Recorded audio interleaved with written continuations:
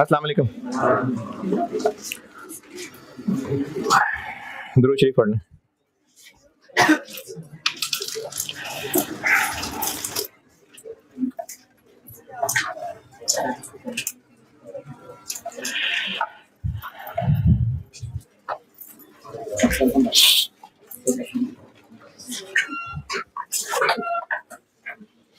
सवाल कल दिया था एक,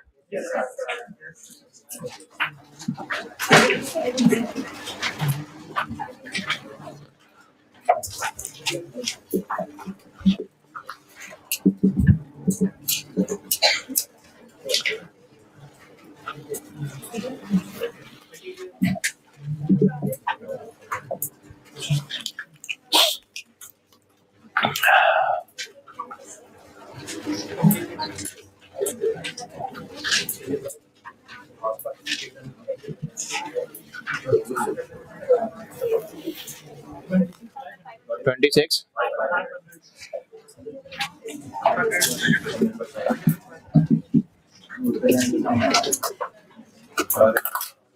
और ये 26,500 ऐसे बना था कि ओपनिंग थे 2000, इनपुट हुए 26,000 और क्लोजिंग रह गए 1500, तो 26,500 आउटपुट हो गया। और क्लोजिंग वर्क इन प्रोसेस 1500 में से मटेरियल 45% और कन्वर्जन के एतबार से 72%।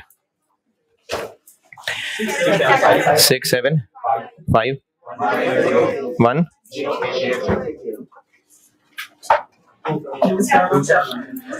2, 7, 1, 7, 5, 2, 7, 5, 8, 0। जिन्होंने भी किया है ये ठीक है, वैल्यूज सबका सब सही है।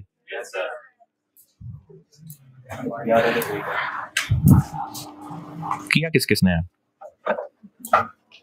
ठीक है माशाल्लाह। बाकी पार्टी वाले होंगे हैं? पार्टी पे भी फिर भी करके आए माशाल्लाह, सुभान अल्लाह। अल्लाह की खास मदद रही आपके साथ है।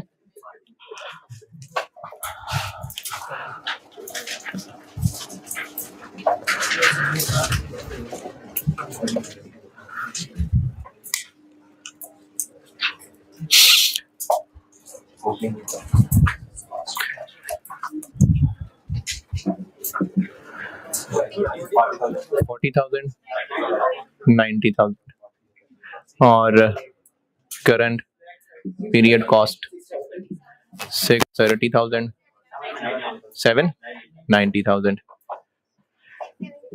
670 और 880 और डिनोमिनेटर हो गया 27175 और 27580। Cost per unit 24.66, 31.91।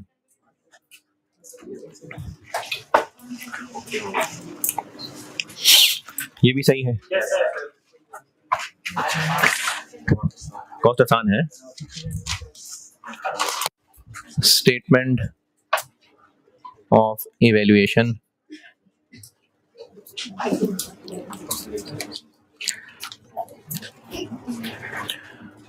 cost of completed units,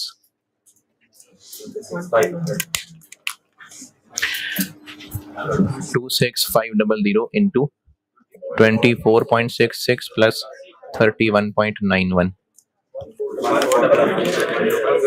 14,99,105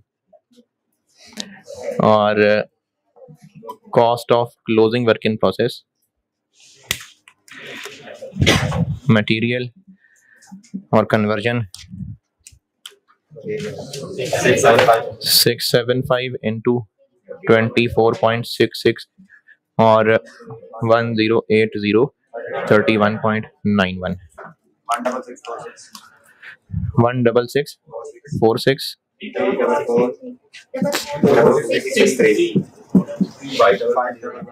11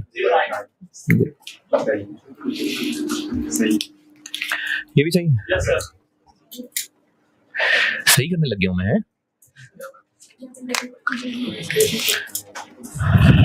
चले, जिनसे नहीं सही हुआ वो पूछ ले बेटे कहां पर क्या गलती है, मैं करा देता हूं। ठीक है, अगर अभी तक कंफ्यूजन है कोई तो कैलकुलेट किया हो आपने और किसी से कोई गलती हुई हो तो पूछ ले जो पूछना है।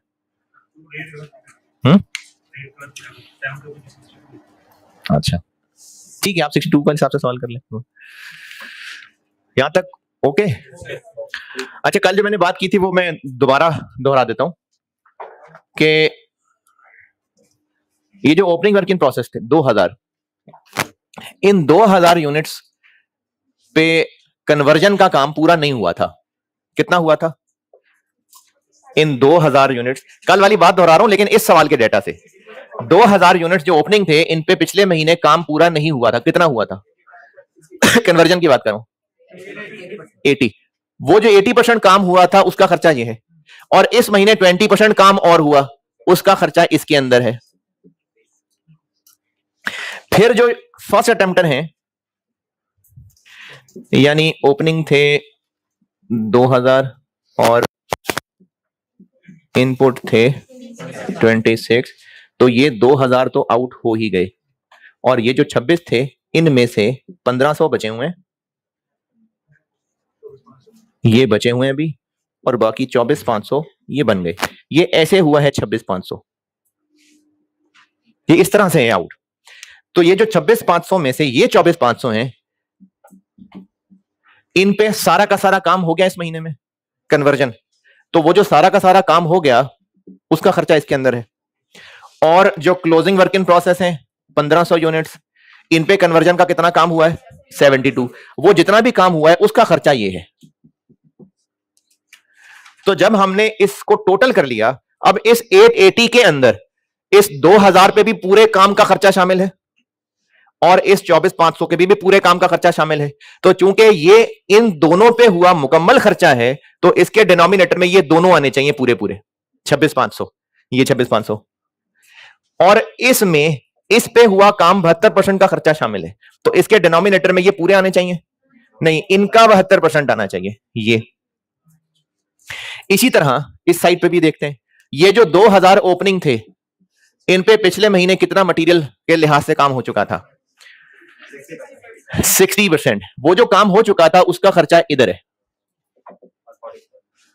और जो बाकी काम मजीद इस महीने हुआ उसका खर्चा इसके अंदर शामिल है। जो आए और चले भी गए उन पे काम हो गया पूरा का पूरा, उसका खर्चा इसके अंदर है। और जो क्लोजिंग है 1500,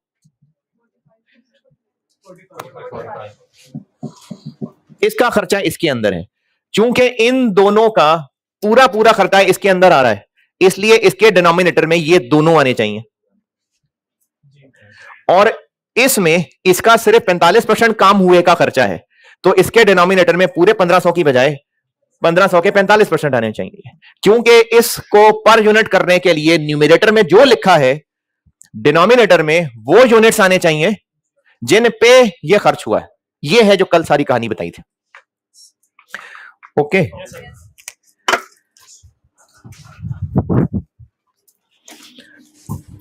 FIFO मेथड।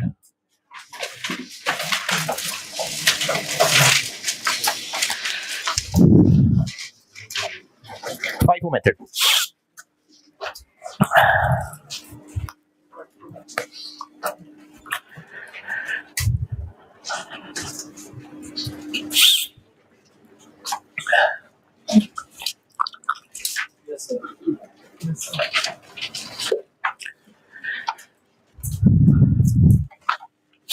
इन्वेंट्री वैल्यूएशन वाला चैप्टर, वो बचपन में,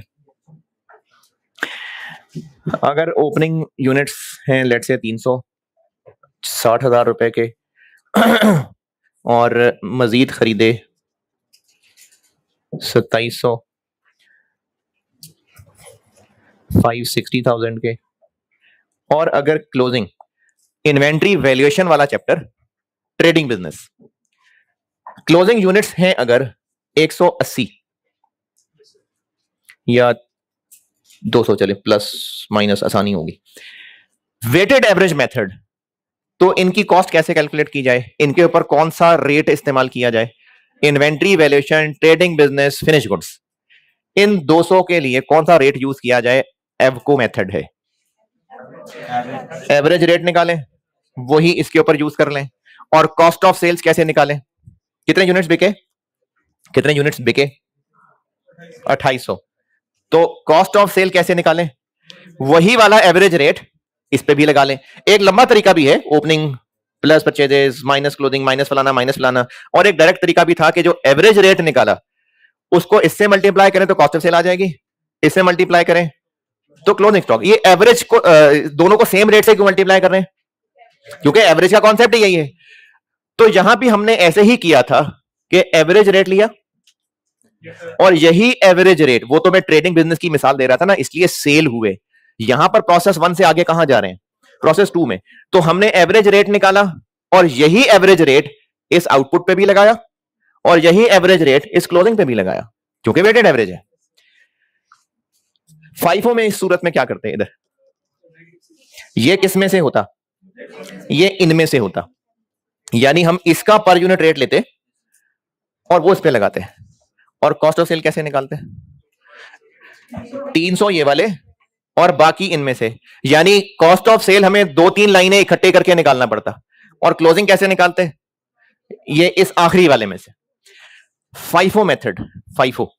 अब हमने ये जो क्लोजिंग स्टॉक निकालना होगा, ये किस में से बचा हुआ होगा, जो इस महीने काम हुआ या इसमें से भी।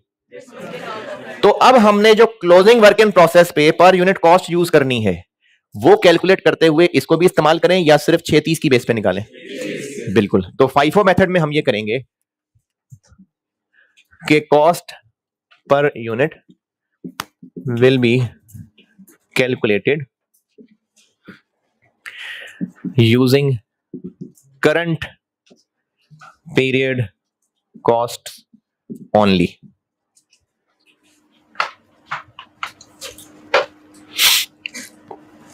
अब कॉस्ट पर यूनिट निकालते हुए हम ओपनिंग वर्क इन प्रोसेस की फिगर लेने की बजाय बस करंट पीरियड कॉस्ट लेंगे।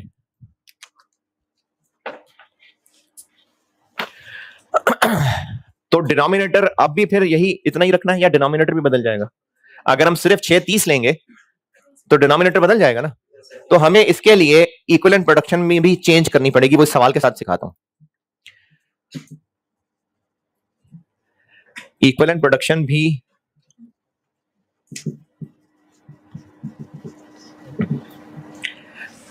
और स्टेटमेंट ऑफ इवैल्यूएशन भी, ये दोनों अकॉर्डिंगली चेंज हो जाएंगी। कैसे चेंज होंगी वो मैं सवाल से सिखाता हूं।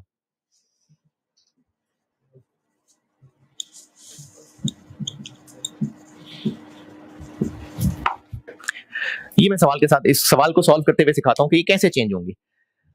कॉस्ट पर यूनिट अब सिर्फ करंट पीरियड कॉस्ट को यूज करके निकलेगी और इक्विवेलेंट प्रोडक्शन भी और स्टेटमेंट ऑफ इवैल्यूएशन भी चेंज हो जाएंगी अकॉर्डिंगली। कैसे, वो सवाल के साथ समझाता हूं। वो अंग्रेजी लिख लें तो सवाल कराता हूं।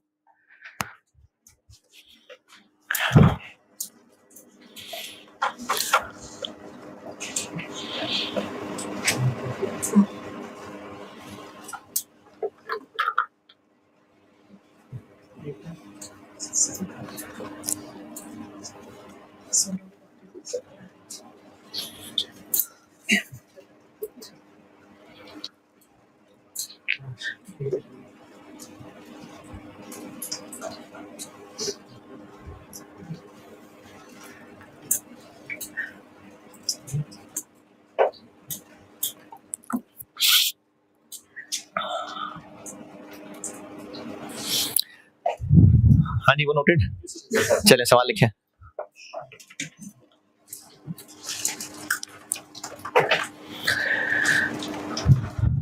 होमवर्क वाला सवाल फाइफो से करते हैं। लिखें सेम होमवर्क वाला सवाल, लेकिन अब फाइफो से। ये जो सामने डिस्कस किया ना, इसी को अब मैं फाइफो से करके देता हूं। रिक्वायरमेंट वही है, होमवर्क वाला सवाल फाइफो से करते हैं अब।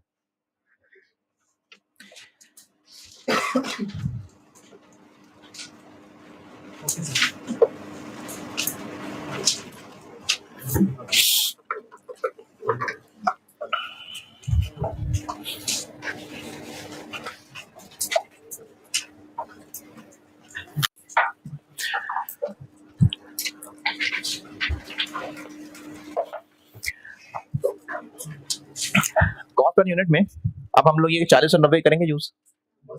नहीं,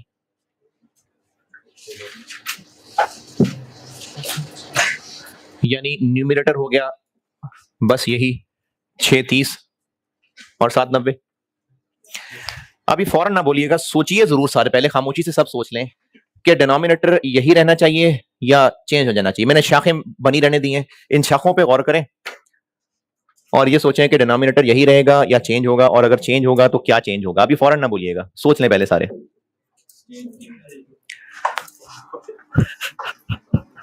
पहले चुप करके सोच लें सारे कि डिनोमिनेटर यही रहेगा या चेंज होगा, और चेंज होगा तो क्या होगा। ये जो सारा कॉन्सेप्ट समझाया कि खर्चे को बांटना है उन यूनिट्स पे जिन पे वो खर्चा हुआ है, इस बात को सोचिए, इन शाखों पे गौर करिए और आंसर खुद बनाने की कोशिश करें। बोलना नहीं है अभी, पहले कैलकुलेट सारे करके देखें।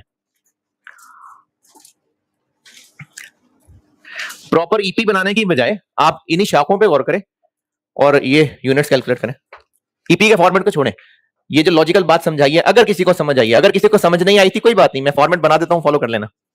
जिनको ये बात समझ आई थी वो पहले इन्हीं शाखों पे गौर करके और ये डिनोमिनेटर निकालें, कोशिश जरूर किया करें।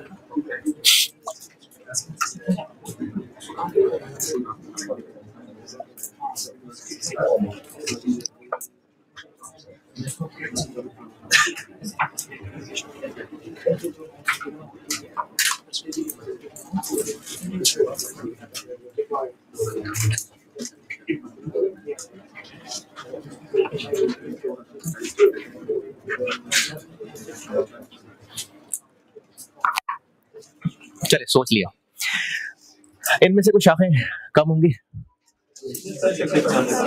जिससे जो तारें जुड़ी हुई थी वो फिगर जब हटाएगी तो वो तारें भी हट जाएंगी।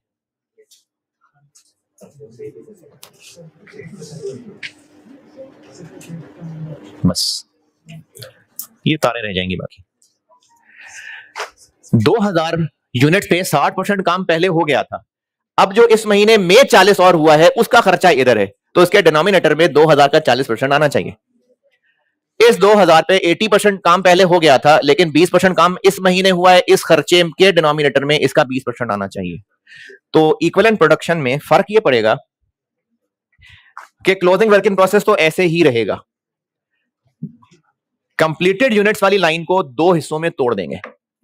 अब वो तोड़ेंगे ऐसे, क्लोजिंग वर्क इन प्रोसेस के यूनिट्स ईपी के अंदर ये कौन सी परसेंटेजेस लिखी होती हैं, क्या इंटरप्रिटेशन है इसकी, कि ये 1500 यूनिट्स पे इस महीने में इतना इतना काम हुआ है। Same concept, opening work in process के जो यूनिट्स हैं कितने, 2000, इन पे इस महीने में कितना काम हुआ है, 40 और 20। कॉन्सेप्ट वही है, इन पे इस महीने में इतना काम हुआ है, इन पे इस महीने में इतना काम हुआ। क्योंकि 60 पहले हो गया था बाकी 40 अब हुआ है, 80 पहले हो गया था बाकी 20 अब हुआ है, तो दिस इनटू दिस 800 400। अब असल में ना किया यह है कि जो 26,500 लिखा था ना उसको तोड़ दिया है मैंने। अब वो जो पहले से थे उन पे इस महीने कितना काम हुआ, और 24,500 जो इसी महीने में आए और इसी महीने बन के चले गए, इनको कहते हैं स्टार्टेड एंड कंप्लीटेड।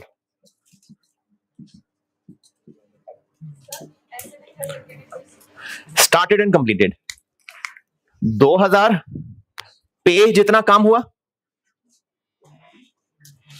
2000 पे जितना काम हुआ और ये जो स्टार्टेड एंड कंप्लीटेड है ये 26,500 26,500 नहीं 24,500 कैसे निकले 24,500? हाँ जी 24,500 कैसे निकले थे? इसमें से ये माइनस करके। लेकिन नहीं, आपने ऐसे नहीं करना, आपने करना है 26,500 में से ये माइनस।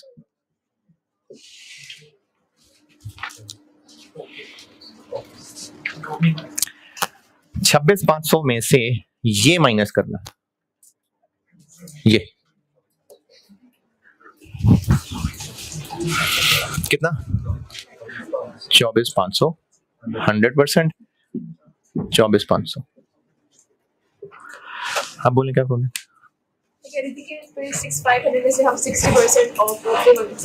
अच्छा स्टेटमेंट ऑफ वैल्यूएशन में क्या करेंगे फिर? वो भी एक तरीका होता है, स्टेटमेंट में क्या करेंगे? अच्छा मैं पहले वो बता दूं ना, फिर उसका अल्टरनेटिव बताना जो करेंगे। जी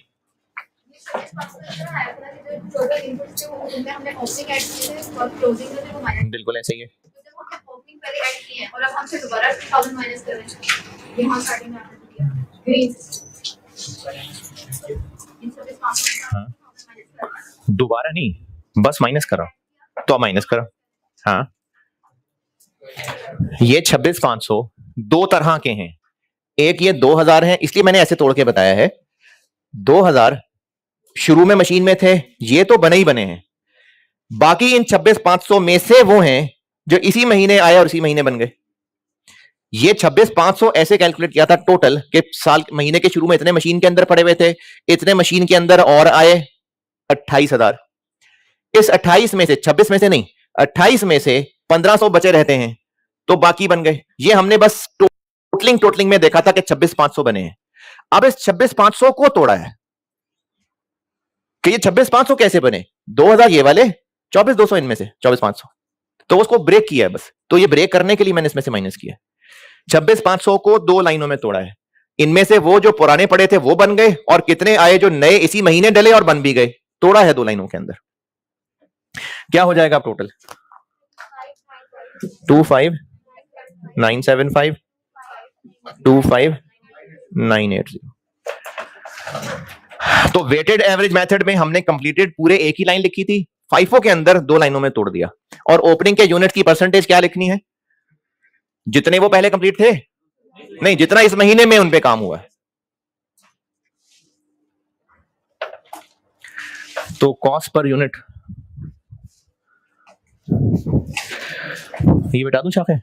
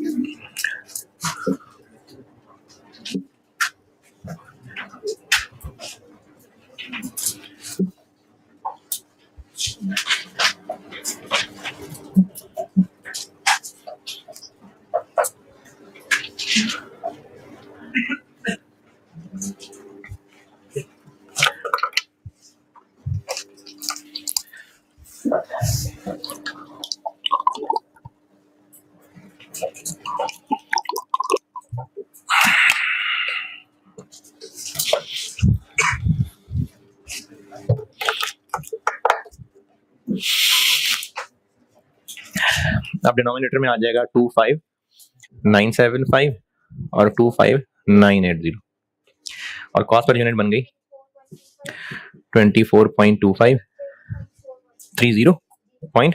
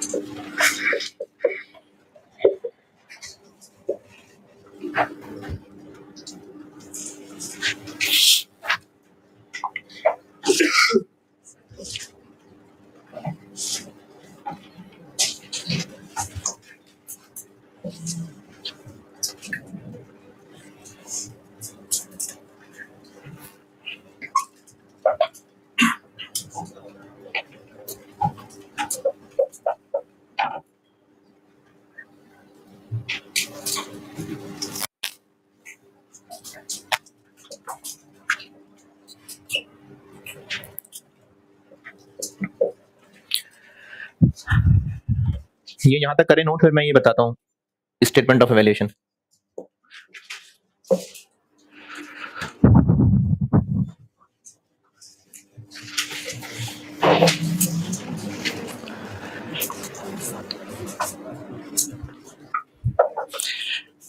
यहां तक पहुंचे फिर स्टेटमेंट ऑफ इवैल्यूएशन बताता हूं।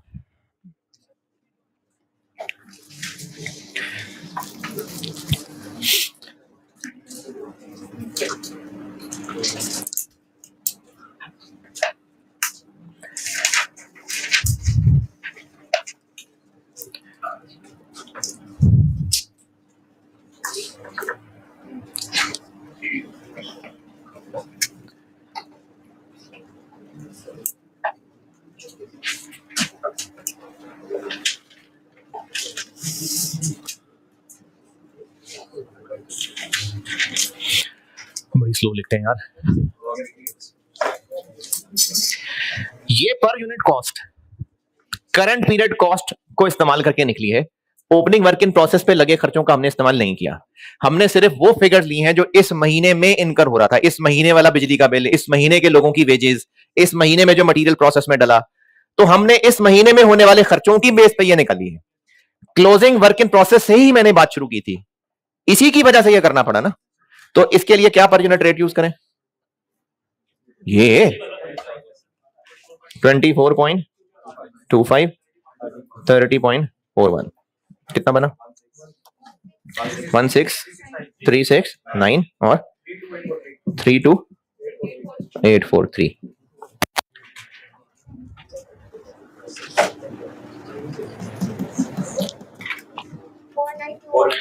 फोर 9212।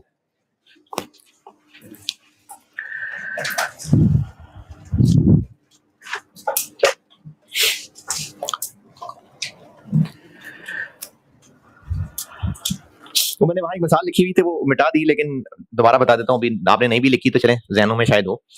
मैंने भी इसको रिलेट किया था इन्वेंट्री वैल्यूएशन वाले चैप्टर में कि इतने यूनिट्स पहले थे, इतने और खरीदे, और अगर फाइफो मेथड हो तो क्लोजिंग स्टॉक किस में से?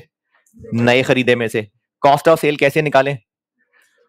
ओपनिंग वाले भी बिक गए होंगे, फिर नए वालों में से इतने बिक गए होंगे। सेम बात, ये जो क्लोजिंग वर्क इन प्रोसेस है, इन पे ये रेट क्यों लगाया जो कि करंट पीरियड कॉस्ट के हिसाब से कैलकुलेट हुआ था? क्योंकि इसी खर्चे में से ही इसके ऊपर खर्चा हुआ था, इसलिए इसकी बेस पे जो पर यूनिट कॉस्ट निकली है वही यूज की। लेकिन जो यूनिट्स कंप्लीट हुए हैं वो दो तरह के हैं। 2000 वो हैं जिन पे कुछ खर्चा पिछले महीने हो चुका था, कुछ खर्चा इस महीने हुआ है, और 24500 ऐसे हैं जिन पे सारा का सारा खर्चा इसी महीने में हुआ है। स्टेटमेंट ऑफ इवैल्यूएशन प्रोसेस की फॉर द मंथ ऐसी प्रोग्रेस रिपोर्ट है कि जो भी आउटकम हुआ उसकी टोटल कॉस्ट बता दें क्या है। तो इस महीने आउटकम ये हुआ कि इतने यूनिट्स अभी भी इन प्रोसेस हैं और इतने यूनिट्स बन के आउट हो गए। कितने? 26,500। लेकिन वो जो 26,500 हैं उनको दो हिस्सों में तोड़ रहे हैं। एक वो हैं जो ओपनिंग वर्क इन प्रोसेस थे और अब कंप्लीट होके चले गए। इनकी टोटल कॉस्ट क्या थी? इनकी टोटल कॉस्ट में सिर्फ ये देखना चाहिए कि इस महीने उन पे कितना खर्च और हुआ, या प्लस वो भी जो पिछले महीने हो चुका था। ओपनिंग वर्क इन प्रोसेस की टोटल कॉस्ट कह रहा हूं, मेरी बात दोबारा समझें। स्टेटमेंट ऑफ इवैल्यूएशन ये है कि इस महीने की प्रोसेस 1 की जो प्रोग्रेस है, यानी उसका जो एंड आउटकम निकला, एंड आउटकम क्या निकला? 26,500 यूनिट्स कंप्लीट होके आउट हो गए और इतने अभी भी इन प्रोसेस हैं, और उनकी टोटल कॉस्ट बतानी है। स्टेटमेंट ऑफ इवैल्यूएशन में उनकी टोटल कॉस्ट बतानी होती है। तो जो कंप्लीट यूनिट्स हो गए, जब प्रोसेस 1 से वो निकले तो टोटल कितनी कॉस्ट उनकी थी, जाते हुए कितना सामान साथ ले गए, ये बताना है। तो ये जो 2000 यूनिट्स कंप्लीट होके आउट हुए हैं, इनकी टोटल कॉस्ट कितनी आनी चाहिए? सिर्फ वो जितना खर्चा उनसे इस महीने हुआ, या प्लस वो भी जो पिछले महीने भी इन्हीं के ऊपर हुआ था? चले मैं आपको एक और मिसाल देता हूं, नहीं समझा पा रहा। टेस्ट मैच है और डे 2 का स्कोर कार्ड आ रहा है। डे 2 का टेस्ट मैच समझते हैं? डे 2 का एक स्कोर कार्ड नजर आ रहा है और उसमें नजर आ रहा है कि इस डे 2 के अंदर, ये जो डे 2 हुआ है, इसमें बाबर आजम आउट हुआ है, और वो जो आउट हुआ है तो उसका स्कोर 78 है। अब ये 78 वो है जो उसने सेकंड डे में किया, क्या पता डे 1 से ही वो खेल रहा था, नॉट आउट था, अब आके आउट हुआ है, तो ये सिर्फ डे 2 वाला स्कोर होगा? नहीं, डे 2 में वो आउट होके चला गया इतना स्कोर करके, कुछ इस दिन किया होगा, कुछ कल किया होगा। तो ये जो यूनिट्स आउट हुए हैं 2000, हमने बताना है कि ये जब यहां से आउट हुए हैं, जाग रहे हैं, जब यहां से आउट हुए हैं तो इनकी टोटल कॉस्ट कितनी है जब प्रोसेस 1 के अपना सामान उठा के जा रहे हैं? तो पिछले महीने भी तो इन्हीं की कॉस्ट थी, तो वो जो पिछले महीने थी इस महीने के एतबार से हो गया वो बीडी, जो के था 50, 40 और 90, 130। फिर इसके अलावा इन्हीं के ऊपर दो तरह के खर्चे मजीद हुए।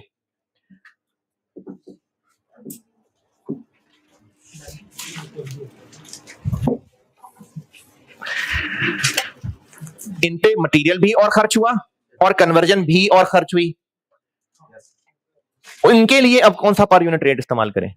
ये वाला, ये वाला, क्योंकि ये इसी महीने के खर्चे की बात हो रही है। तो किन यूनिट से मल्टीप्लाई करूं? 800। तो 800 के लिए ये और 400 के लिए ये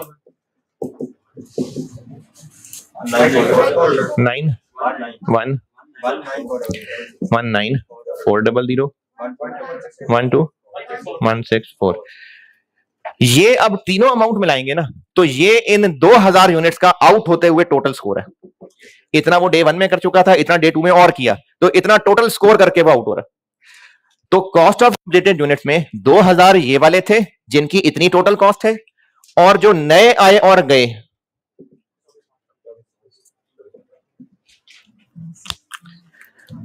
24, इन पे कौन सा पर यूनिट? यही वाला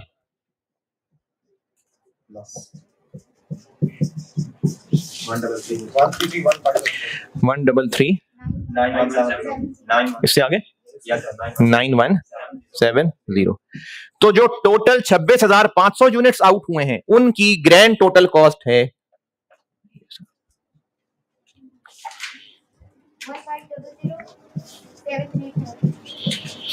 ये है कॉस्ट ऑफ यूनिट्स जो कंप्लीट होके आउट हुए हैं।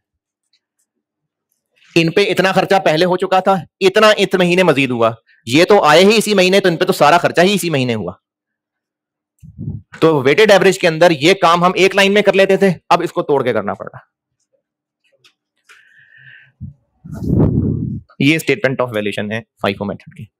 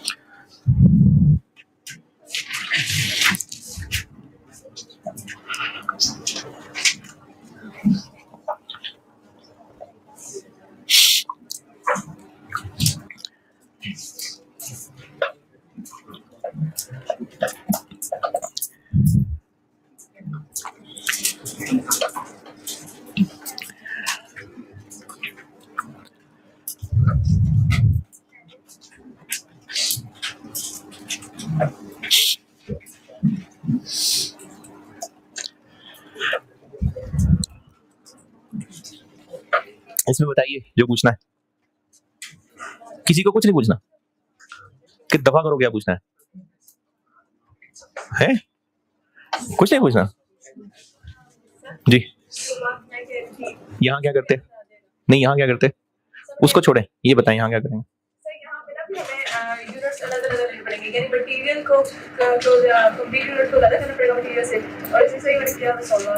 ये भी एक तरीका होता है, मैं ऐसे कराता हूँ, वो भी एक तरीका। अगर आप उसमें चूंकि अच्छा जो रिजल्ट के बाद ना कुछ बच्चे चूंकि क्लास में ऐड हुए हैं, ये जो ऑनलाइन भी बच्चे पढ़ रहे हैं, ये भी रिजल्ट के बाद कुछ नए ऐड हुए होंगे, और कुछ होंगे जिन्होंने पहले मुझसे ही पढ़ा हुआ था, कुछ होंगे जिन्होंने पहले कहीं और पढ़ा हुआ था। तो मेरा मशवरा ये है, बाकी आप मैं रिपीटर से बात कर रहा हूँ, अगर आपकी क्लास में कोई रिपीटर है जो कि हैं, आई नो हैं कुछ रिपीटर, और जो रिकॉर्डिंग्स देख रहे हैं उनमें भी कुछ रिपीटर्स हैं, काफी सारे रिपीटर्स हैं। तो रिपीटर्स को एक मशवरा ये है कि अगर आप आ ही गए ना मुझसे पढ़ने, अगर आ ही गए हैं तो पुराना नॉलेज डिलीट करें और नया जैसे चला रहा हूं वैसे चलें, क्योंकि मुख्तलिफ teachers different topic different format से कराते हैं। खासतौर पे प्रोसेस कॉस्टिंग के बहुत सारे फॉर्मेट्स हैं। अगर आप किसी टॉपिक के बारे में समझते हैं कि आपको ये पहले ज्यादा अच्छा आता है, तो फिर वो वाला टॉपिक मेरी क्लास में ही ना पढ़ें, क्योंकि ना आप फिर कंफ्यूज हो जाएंगे, क्योंकि कुछ चीजें आप पुरानी वाली चलाना चाहेंगे, कुछ चीजें नई वाली करना चाहेंगे। तो अगर तो कुछ टॉपिक्स पिक करने हैं जिसमें आपको लगता है कि आप बहुत उसमें अच्छे हैं, देखें जरूरी नहीं होता कि जिसका पेपर फेल हो रहा है वो कोई दुनिया का नालायक तरीन इंसान था, पेपर में नहीं परफॉर्मेंस हो सकी होगी, हो सकता है जितने लोग पास हुए हैं सबसे ज्यादा अच्छा आता हो। तो मैं रिपीटर्स की बात कर रहा हूं, जो लोग पुराने किसी और टीचर से पढ़े हुए हैं, अपने किसी और टॉपिक को आप अगर पुराना ही चलाना चाहें तो फिर बेहतर है कि उसकी मेरी वाली क्लास ना लें, क्योंकि उससे कंफ्यूजन बढ़ेगी।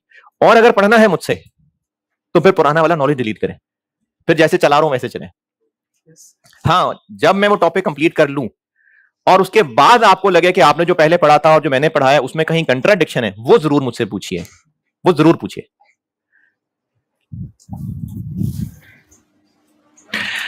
वो सवाल जो कल क्लास में किया था वो FIFO से आप करें।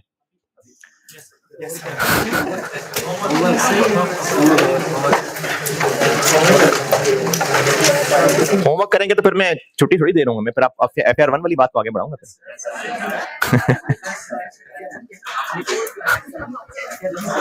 है कुछ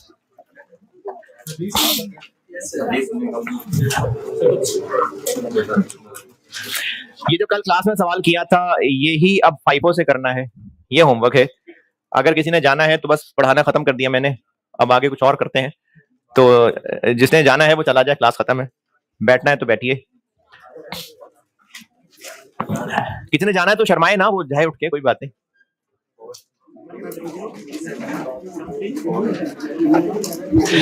चले ठीक है, नहीं गए, बात सुने फिर जा रहे हैं, जाए जाए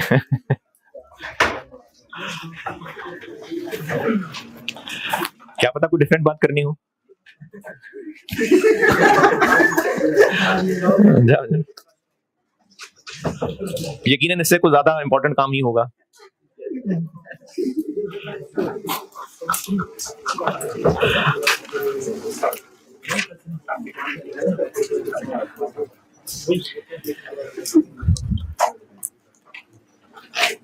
आप लोगों को ना अपने पेरेंट्स से कई बातों पे शिकायतें होंगी, आपको कई इख्तलाफ होंगे, और नॉर्मली जो बच्चों को इख्तलाफ होते हैं वालिदैन से, वो उन बातों पे होते हैं कि वो रोक रहे होते हैं कुछ कामों से। अच्छा, हो सकता है वो कुछ टेक्निकल काम हो, जैसे आप अगर बेहतर समझते हैं कि आपने इस दफा 3 पेपर पढ़ने हैं कि 2 पढ़ने हैं, या अगर 2 पढ़ने हैं तो FR1 के साथ कॉस्ट रखनी है, या FR1 के साथ टैक्स रखना है, या FR1 के साथ FR2 रखनी है, और आपके वालिदैन इस फील्ड से नहीं है या शायद पढ़े हुए भी नहीं है, तो फिर अगर वो आपसे सिर्फ इस बात पे आर्ग्यू कर रहे होंगे कि नहीं बस तुमने FR1 के साथ ऑडिट रखना है तो फिर आप यकीनन उनसे बेहतर जानते हैं। किसी तरह से प्यार मोहब्बत से मनाने की कोशिश करें, नहीं तो किसी बड़े से बात करवा दें, किसी टीचर से बात करवा दें, क्योंकि वो उस टेक्निकल नॉलेज में यकीनन आपकी बात तक नहीं पहुंच पा रहे, वो उनको नहीं पता ऑडिट और FR1 वाला, यकीनन नहीं पता। इसमें कोई बेद भी नहीं है वालिदैन की, नहीं पता, नहीं पता। लेकिन आपको इस पे ज्यादा इख्तलाफ नहीं होगा, आपको ज्यादा इख्तलाफ होगा आपकी कुछ आदत ऐसी होंगी कि जिसपे वो टोकते होंगे और आप उस टोकने को बुरा समझते होंगे। जैसे जैसे कोई मिसाल, वालिदैन किस बात पे टोकते हैं जो आपको बुरा लगता है, गुस्सा आता है? मोबाइल यूज करने पे, हाँ जी, और सोते रहने से, ठीक है, और है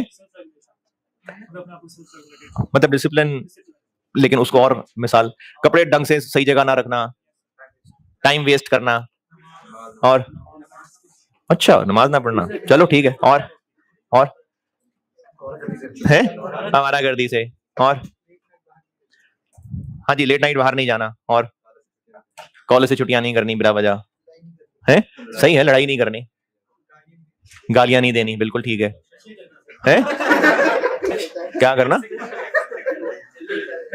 अच्छा अच्छा अच्छा, मतलब नशा करने से रोकना, ठीक है सही बात है, और है पार्टी करने से रोकते हैं अच्छा, और कुछ और मजीद गंदे कामों से भी रोकते होंगे जो आप करना चाह रहे होते होंगे, लेकिन वो रोकते होंगे उनको। वो जो आपको रोक रहे हैं, जो आपको उनसे इख्तलाफ है, शिकायत है, तो क्या यह जरूरी है कि वो अपने बचपन में ये काम नहीं करते थे? हैं? करते होंगे, करते होंगे, बिल्कुल करते होंगे। हो सकता है कुछ ना भी करते हो, और कुछ इससे भी अगले लेवल पे करते होंगे। हो सकता है, बिल्कुल हो सकता है। अगर आपको अपने माँ बाप की अब पर्सनैलिटी देख के लगता है ना कि ये ऐसा कर सकते हैं, तो वो शुरू में ऐसे नहीं थे। है जी? इररिलेवेंट क्वेश्चन है और नॉनसेंस क्वेश्चन है। अब आपको जो वालिदैन बात कर रहे हैं, मैं गुंडा बदमाश था बहुत, ठीक है, गुंडा, ठीक है, दुनिया का बदतरीन इंसान। कितने मुल्कों की पुलिस ढूंढ रही थी? 7 मुल्कों की पुलिस ढूंढ रही थी, और मैं यहाँ पैक में पढ़ा रहा था। वो मुझे नहीं ढूंढ पाए हैं। पता नहीं मैं क्या बोल रहा था यार, इससे पहले क्या बोल रहा था यार। हाँ हाँ जी, तो वो परफेक्ट औलाद थे। आपके दादा दादी नाना नानी उनको नहीं कोसते होंगे? कोसते होंगे। अच्छा, वो जो दादा दादी नाना नानी थे वो परफेक्ट थे? नहीं, वो हो सकता है माँ बाप से भी आगे हों। ये आपको पता चलेगा कभी कोई नाना का कोई पुराना दोस्त मिल जाए ना, कभी उसे पूछ के देखना। तो ऐसा क्यों हुआ कि उन्होंने अब आके आपको टोकना शुरू कर दिया? क्योंकि वो चाहते हैं कि आप बस जिंदगी एंजॉय ना कर सकें। यानी आपको सोने में मजा आ रहा है, वो कहें कि नहीं, बस किसी तरह इसको मजा ना कहीं आ जाए, किसी तरह बस किसी तरह खुश ना हो ले मेरी औलाद। आप हंस रहे थे, आके ठुड्डा मार के उन्होंने उठा दिया ना, नहीं नहीं नहीं, हंसना नहीं, हंसना नहीं। को आप खाना खाने लगे थे, हाथ मार दिया, पांव मार दिया, निवाला, भूखा रखना है इसको, इसलिए टोकते हैं? नहीं। अच्छा, ये वो काम जो पहले खुद भी करते रहे हैं, लेकिन वो अब उन कामों से रोकते हैं। अच्छा, आप जब बड़े हो जाएंगे ना, आप भी अपनी औलाद को ऐसे ही रोकेंगे। जिनको लग रहा है ना कि नहीं मैं बहुत ब्रॉड माइंडेड और ये ऐसा होऊंगा, बस बड़े हो ले, अगर तब तक जिंदा हुआ तो कोई मुलाकात करके जरूर बताना कि हाँ जी हम भी ऐसे ही करते हैं। तो आप जिन कामों पे अभी अपने वालिदैन से इख्तलाफ कर रहे हैं, आप भी यही सब अपनी औलाद को नसीहतें कर रहे होंगे। अगर आपको लग रहा है ना कि आपके वालिदैन आपको स्पेस नहीं दे रहे, वो आपको समझ नहीं रहे, आपको लगता है कि आप एक गलत घर में पैदा हो गए, वो लोग आपको डिजर्व नहीं करते थे, आप वो आपको समझ नहीं पा रहे हैं, तो यही सूरत हाल आपकी औलाद के साथ भी होगी। वो भी ऐसा ही सोचा करेंगे आपके बारे में। आपको लगता है अब आके इंसानियत जब से बनी है, अब आके आप वो नस्ल हैं जिसने एक डिफरेंट अंदाज सोचना शुरू किया। पुरानों को पता नहीं था इंसान के क्या क्या जज्बात और क्या क्या मसाइल होते हैं। यही सूरत आपकी औलाद के साथ भी होगी। ये इंसान की फितरत है। अच्छा, वो आपको रोक इसलिए रहे हैं, अच्छा रोकना उन कामों से रोकते होंगे जिनमें आपको बजाहिर लगता है कि मजा आ रहा है, लेकिन वो आपको उन कामों से इसलिए रोक रहे हैं क्योंकि वो या तो करके या दूसरों को ऑब्जर्व करके देख चुके कि इनका एंड क्या है, और क्योंकि वो आपसे मोहब्बत करते हैं इसलिए वो आपको इन कामों से रोक रहे हैं। क्योंकि या तो वो खुद करके आजमा चुके हैं और वो सर्वाइवर्स हो गए, वरना बर्बाद हो सकता है हो गए होते, वो समहाउ सर्वाइव कर गए, तो उन्होंने आपको ये इस काम से रोका, या फिर उन्होंने किसी और को देखा और उसके नताइज देखे और वो इस काम से रोक रहे हैं। तो यकीनन वो आपको मजे से नहीं रोकना चाह रहे, लेकिन वो उन कामों से रोक रहे हैं जो उनके एक्सपीरियंस में है कि ठीक नहीं है। और उनको क्यों पता लग गया, आपको ये बात क्यों नहीं समझ आ रही, हालांकि आप तो उनसे ज्यादा अक्लमंद हैं, इसमें कोई शक नहीं, आप ज्यादा अक्लमंद हैं। भैया आईक्यू टेस्ट करके देख लें, आप ज्यादा अक्लमंद होंगे, आपके पास ज्यादा एक्सपोजर है जिंदगी का, आपके पास ज्यादा टेक्नोलॉजी का एक्सपोजर है, आपके पास ज्यादा रिसोर्सेज हैं। अकल के एतबार से हो सकता है आप अपने वालिदैन से ज्यादा अकल रखते हो सकता है। तो फिर ये आपको क्यों नहीं समझ आ रही, उनको क्यों समझ आ गई है? क्योंकि उन्होंने एक्सपीरियंस से इसका एंड देख लिया, आप वो एंड अभी नहीं देख पा रहे, देख लेंगे आप वो एंड। तो अभी चूंकि नॉलेज नहीं है, इसलिए आप अपने वालिदैन से इख्तलाफ कर रहे हैं। आपको लगता है कि वालिदैन जो है ना वो जबरदस्ती की कैद और जबरदस्ती की पाबंदियां लगा रहे हैं। असल में आप मजा, उनको क्या पता मजा क्या होता है, वो आपके माँ बाप हैं। आप जब माँ बाप बन जाएंगे ना, आपको इस बात का एहसास होगा। मैं अपने बेटे का, अपनी बेटी का जो फेशियल एक्सप्रेशन देखता हूं ना, मुझे पता होता है कि इस चेहरे के पीछे क्या सोच चल रही है, क्योंकि मेरा भी यही फेशियल एक्सप्रेशन होता था, क्योंकि वो मेरे जिस्म का हिस्सा है। तो आपके वालिदैन को आपकी सारी भमें तेवरियां सब पता होती हैं, वो शो नहीं कर रहे होते, वरना उनको सब पता होता है। और इसके लिए पढ़ा लिखा होना जरूरी नहीं था, यानी इसके लिए जरूरी नहीं था कि आपकी अम्मी ने कोई जमात नहीं पढ़ी, आपके अब्बू किसान है, इसके लिए जरूरी नहीं था। उन्होंने जो जिंदगी पढ़ी है ना, उस जिंदगी में उन्होंने ह्यूमन बिहेवियर देखा है, और वो ह्यूमन बिहेवियर अब भी ऐसा ही है जैसे कई 100 साल पहले होता था। क्योंकि इंसान, भाई देखें, आप जिन बातों पे खुश हो रहे होते हैं, आप स्टूडेंट हैं, मैं आपसे, मैं 43 ईयर्स मेरी एज है, मैं आपसे 22 साल 21 साल बड़ा हूंगा, तो मैं 22-21 साल पहले यहीं पर इन्हीं बेंचेस पे होता था। तो जिन बातों पे क्लास में स्टूडेंट्स हंस रहे होते थे, जिन बातों पे खुश हो रहे होते थे, जिन बातों पे बुरा मान रहे होते थे, आज भी वैसे ही हो रहा है। हालांकि तब तो मोबाइल का वो दौर नहीं था, अब है, तब टेक्नोलॉजी और थी, अब टेक्नोलॉजी और है, लेकिन इंसानी फितरत वही है। तो इसलिए आपके वालिदैन जिन बातों से रोक रहे होते हैं, वो अपने एक्सपीरियंस से या किसी और को ऑब्जर्व करके एंड देख चुके होते हैं, इसलिए वो आपको रोक रहे होते हैं।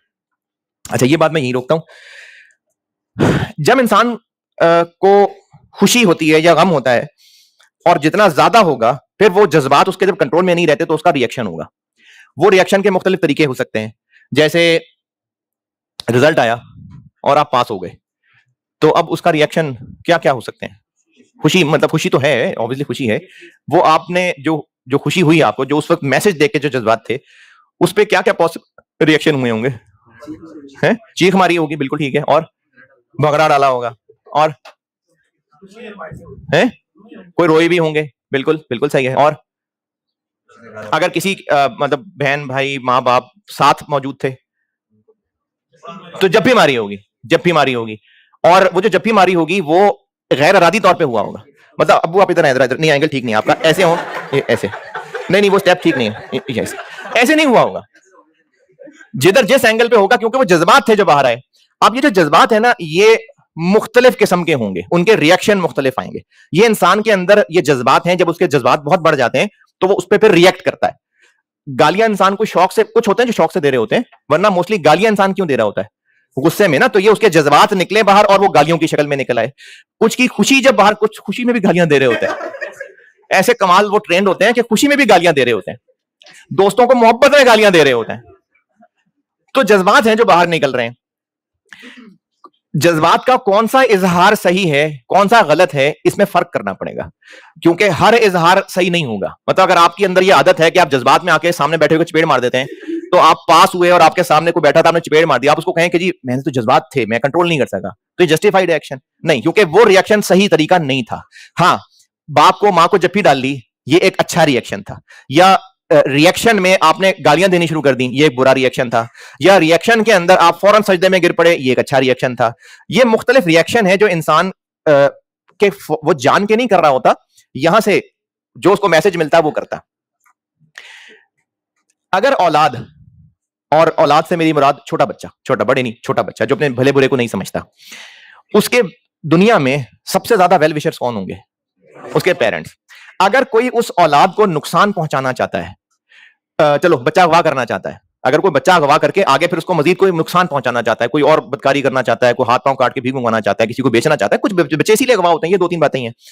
अब वो जो बच्चा अगवा करना चाहता होगा, वो माँ बाप के सामने आके मैं जी बच्चा लेके जा रहा हूं आपका, उनके सामने आके ले जाएगा? नहीं।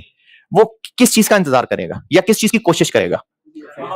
कि वो माँ बाप से अलग करने की कोशिश करेगा, और वो अलग उस तरीके से करेगा कि बेटा आओ ना जरा साइड पे, मैंने तुम्हें अगवा करना है। वो बच्चा चला जाएगा, फिर उसको कुछ ना कुछ किसी ऐसे मजे में एंगेज करेगा जिसमें बच्चा ये बात भूल जाएगा कि मेरे माँ बाप मेरे बेस्ट वेल विशर्स थे। वो उस लालच, उस मजे के पीछे चल पड़ेगा, और वो शख्स उस बच्चे को चूंकि अल्टीमेटली अगवा करना चाहता है, अगवा करके पढ़ा लिखा के बड़ा इंसान बनाना चाहता है? वो अगवा करके यकीनन कोई ऐसा काम करना चाहता है जिससे बच्चे को नुकसान ही होना है। ये नहीं कि उस बच्चे को कहीं ऐसी जगह ले जाएगा, बच्चा कहेगा जी मेरी असल जिंदगी तो ये है, तुम्हारा बहुत शुक्रिया, तुमने मुझे उन जालिमों से छुड़ाया।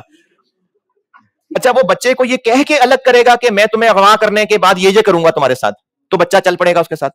अब इसमें दो बातें इंपॉर्टेंट हैं। एक, वो बच्चे को पहले वालिदैन की रेंज से निकालेगा, और इसलिए निकालेगा क्योंकि वालिदैन के होते हुए वो ये काम नहीं कर सकता था। और दूसरा, वो बच्चे को अपना मकसद नहीं बताएगा, धोखा दे रहा होगा, और बच्चे को धोखा किसी ऐसी चीज से दे रहा होगा जिसमें बच्चे को फितरतन मजा आ रहा होगा। शैतान ने अल्लाह ताला से क़यामत तक का टाइम मांगा है, और क़यामत तक का टाइम मांगा था उसने इंसानों को, बनी आदम को गुमराह करने के लिए।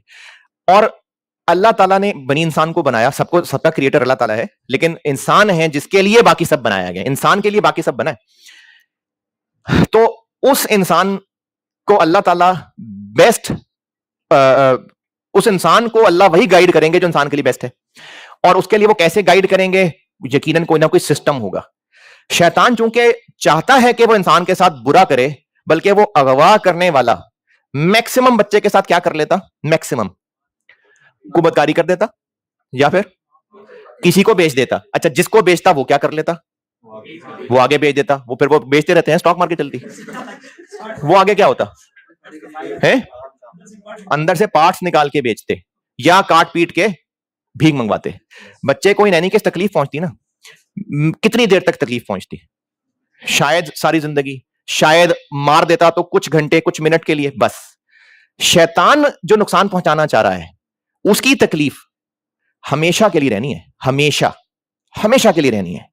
या तो वो हमेशा की दौदख होनी है, बल्कि या तो क्या वो हमेशा की दौलत है जहां तक शैतान लेके जाना चाह रहा है। तो चूंकि वो शैतान इंसान को ये तो नहीं कह रहा कि अस्सलाम वालेकुम मेरा नाम शैतान है, नाइस टू मीट यू, और मैं ना आपको एक्चुअली दौलत तक ले जाने के लिए आया हूं, तो वो गाड़ी है, आए प्लीज, तो वो ये तो नहीं कह रहा होगा। तो वो दो काम करेगा, बच्चे का माँ बाप से कनेक्शन तोड़वाएगा पहले। अच्छा, माँ बाप से कनेक्शन तोड़वाने का ना ये भी तरीका हो सकता है कि बच्चे को कोई लीची की लालच दे दे, और अगर वो बच्चा पहले ही रो रहा था, तो पहले ही शिकायती अंदाज में बैठा हुआ था, तो क्या हाल हो सकता है? उसको और वर्गलाएगा, देखा तुम्हारे अबू ने ऐसे किया ना, हाँ ये ऐसे ही करते हैं। उसको इमोशनली हिट करेगा कि तुम्हारे साथ देखो ऐसे ही तो करते हैं। वो कहेगा हाँ ये देखा ना, ये असल में ये था ना, इसका मजा था ना, छीन लिया ना बाप ने, ये था मसला सारा बाप का। तो शैतान हमें या तो किसी ऐसे मजे के पीछे लगाएगा और जिससे हमें वो आस्ता आस्ता अल्लाह से हटाएगा, क्योंकि अल्लाह से हटाएगा तो अपने मकसद में कामयाब होगा, या फिर वो अल्लाह ताला से किसी इंसान के दिल के अंदर कोई नाराजगी आई हुई थी, कोई शिकायत आई हुई थी, उसको वो और वर्गलाएगा, और वो जिस तरफ भी लेके जा रहा होगा वो एंड दौलत की तरफ ही जाता होगा। अब या तो वो शिकायती अंदाज में वर्गलाएगा या कोई मजे की चीज दिखाएगा। अब इंसान के लिए, अब मेरे बस फाइनल बात कर रहा हूं, बहुत देर हो गई, तो हमारे लिए, क्योंकि अल्लाह ने कुरान पाक में फरमा दिया कि शैतान खुला दुश्मन है, खुला दुश्मन है। ऐसा नहीं है कि ये हजारों साल पहले की बात थी तो अब शैतान मैच्योर हो गया होगा, बड़ा हुआ होगा, उसने भी बच्चे पाले होंगे, उसने सोचा होगा यार मैं किन हरकतों में पड़ा हुआ था, फिर वो आया होगा इंसान, यार सॉरी है, नो बैड फीलिंग्स है, बस चलो आज से हम दोनों दोस्त भाई बन जाते हैं। ऐसा नहीं होगा। शैतान बहुत डिटरमिन्ड है। आप इंसान तो इधर उधर हो जाता है ना, वो इधर उधर नहीं होता है, वो बहुत कमिटेड है, वो अपने मकसद से नहीं हटेगा। तो शैतान का मकसद ही चूंकि एक ही है, तो अब उसमें हमारे लिए, मुझ समेत हमारे लिए मैसेज ये है कि अगर हमारे दिल में कहीं पर भी अल्लाह से रिलेटेड कोई शिकायतें आ रही हैं, यकीनन शैतान उनको एक्सप्लॉइट कर रहा है और वो मजीद इस बात को बढ़ा रहा है। तो इसके लिए फौरन से पहले किसी ऐसे से मिल के जो अल्लाह से करीब करने वाला हो, उन शिकायतों को सवाल पूछें कि क्या ऐसा है, तो वाकई ऐसा है, उनसे काउंसलिंग लें। दूसरा, चूंकि शैतान ने मजों की तरफ लेके जाना है, मजों की तरफ, और आप जानते हैं कि मुझे यकीन है पहला ही जवाब क्या आएगा। बॉयज से पूछ रहा हूं, जन्नत में क्या मिलेगा भाई?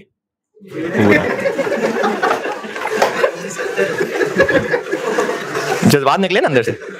अच्छा, बड़े बड़े गुनाहे कबीरा में से कोई लिस्ट? शिर्क और जिना। जिना तो इंसान की फितरत के अंदर अल्लाह ने ये जज्बात रखे हैं, और चूंकि ये बहुत ज्यादा स्ट्रॉन्ग जज्बात हैं, तो शैतान जो है ना, वो बच्चे को चॉकलेट दिखा के कन्विंस करेगा। ये नहीं कहेगा आओ मैं तुम्हें प्रोसेस कॉस्टिंग सिखाता हूं, ये नहीं कहेगा। या वो बच्चे को कोई ऐसा मजा नहीं बता रहा होगा जिसके लिए बच्चा ज्यादा मोटिवेटेड नहीं है। वो बच्चे की दुखती रख पकड़ेगा, वो बच्चे को उसी चीज की तरफ उलझाएगा जो बच्चे के अंदर कंट्रोल से बाहर है। तो ये जो इंसान के अंदर मजे की ख्वाहिश आते हैं ना, इनको शैतान करता है एक्सप्लॉइट। तो इसलिए दूसरा मैसेज आपके लिए ये है कि जिस भी चीजों का हमें मजा, जिन चीजों में हमें मजा आ रहा है, ये हमारे लिए बहुत जरूरी होगा जानना कि क्या ये वाकई सही तरीके का मजा है, या कहीं शैतान तो हमें मिसलीड नहीं कर रहा, कहीं शैतान तो हमें ये बात नहीं बता रहा ग्रो अप मैन, ये क्या लड़के लड़कियां क्या सब एक जैसे होते हैं? कुछ नहीं होता, वो सब एक जैसे हैं भाई, अल्लाह ने इंसान सब बराबर बनाए। कहीं शैतान तो नहीं वर्गला रहा, कहीं शैतान तो नहीं वर्गला रहा कि हम दोस्त हैं, वी आर जस्ट फ्रेंड्स, कहीं शैतान तो नहीं वर्गला रहा। कहीं हम इकट्ठे बैठ के बातें करते हैं, बड़ा मजा आता है, हम इकट्ठे पढ़ते हैं, कहीं शैतान तो नहीं वर्गला रहा। कहीं पर शैतान तो नहीं बात कर रहा, मैसेज ही किया कुछ नहीं होता, और मैसेज ही तो है कुछ नहीं होता, बस व्हाट्सएप पे, इससे ज्यादा कुछ नहीं होता, बस फोन पे बात है ना भाई, इससे ज्यादा नहीं होगा कुछ। फोन पे बात तो शुरू करो, कुछ नहीं होता, पब्लिक प्लेस पे मिल लो, कुछ नहीं होता, कोई मसला नहीं। अब इससे आगे फिर मैं आगे नहीं जाता भी आपके लिए। तो आपको जिन चीजों में खुशी मजा महसूस हो रहा है, जरूर सोचिएगा कि क्या वो सही तरीका है, कहीं शैतान के धोखे में तो नहीं बच्चे की तरह हम लोग पकड़े गए। क्योंकि शैतान के धोखे में अगर पकड़े गए तो दैट विल लीड टू वहां जहां शैतान ले जाना चाह रहा है। अल्लाह हाफिज। आराम से